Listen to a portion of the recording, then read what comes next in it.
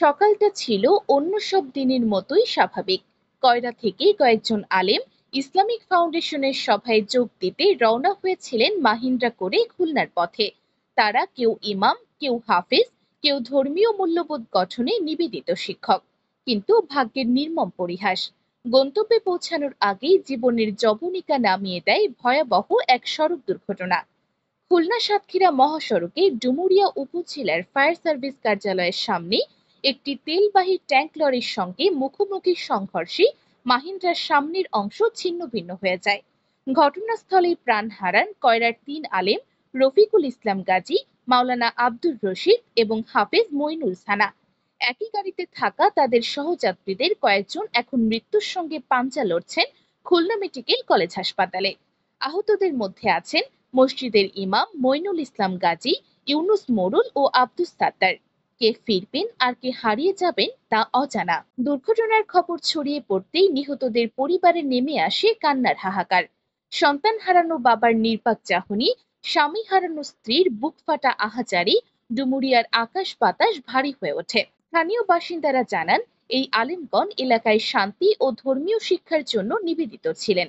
তাদের এই করুণ মৃত্যু শুধুমাত্র একটি পরিবার নয়, পুরো সমাজের জন্য অপূরণীয় ক্ষতি। খর্নিয়া হাইওয়ে থানা পুলিশ জানায়, তেলবাহী ট্রাক ও মাহিন্দ্রা জব্দ করা হয়েছে।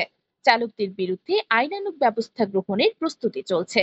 উপজেলা নির্বাহী অফিসার মোহাম্মদ আলামিন দ্রুত ঘটনাস্থলে পৌঁছান এবং আহতদের পাশে দাঁড়ানোর জন্য হাসপাতাল পরিদর্শন করেন। এই দুর্ঘটনা কেবল ৩টি জীবনকে নিভিয়ে দেয়নি, ধ্বংস করেছে একাধিক পরিবারের স্বপ্ন ও নির্ভরতা। এ এক নিষ্ঠুর সময়ের দহন, যা কেবল প্রশ্ন তোলে, এই মৃত্যুগুলো কি থামানো যেত না? এই মাহেন্দ্রটা ওই ভাঙা জায়গাটা ঘুরে যাওয়ার চেষ্টা করেছিল, সেই ক্ষেত্রে এই কারণে এই অ্যাক্সিডেন্ট ভাঙা রাস্তা ভাঙার কারণে।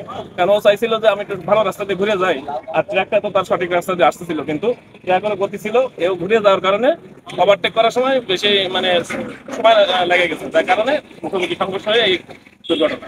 অত্যন্ত ব্যথিত অবস্থায় আমার শিক্ষক স্টাফ ইসলামিক ফাউন্ডেশন কয়রা উপজেলা শাখার শিক্ষক এবং কেয়ারটেকার আব্দুর রশিদ সাহেব সহ ৩ জন জায়গায় মারা গেছেন রোড অ্যাক্সিডেন্টে।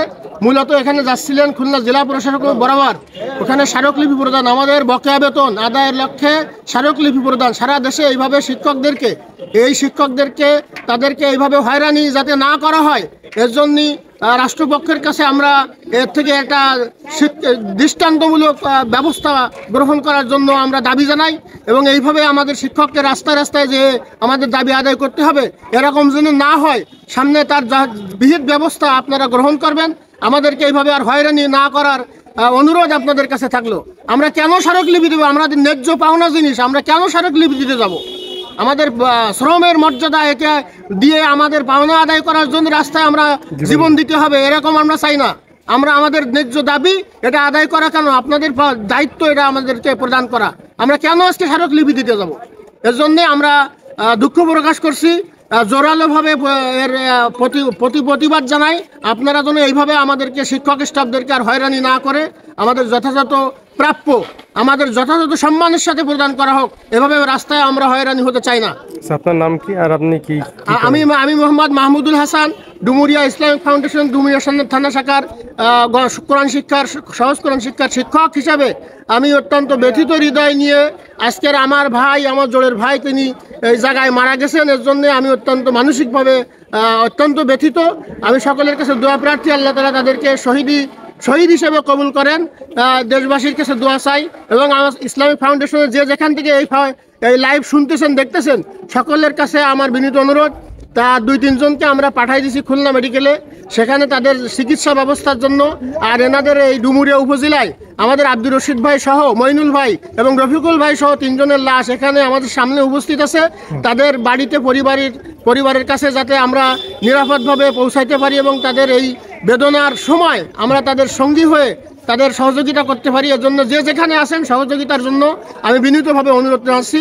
আর এই ধরনের স্মারকলিপি আমরা দিতে চাই না, আমাদের ন্যায্য দাবি এটা আমাদের স্মারকলিপি আদায় দেওয়ার প্রশ্নই আসে না, এটা আমাদেরকে এমনি আমাদের ন্যায্য প্রাপ্য দিতে হবে।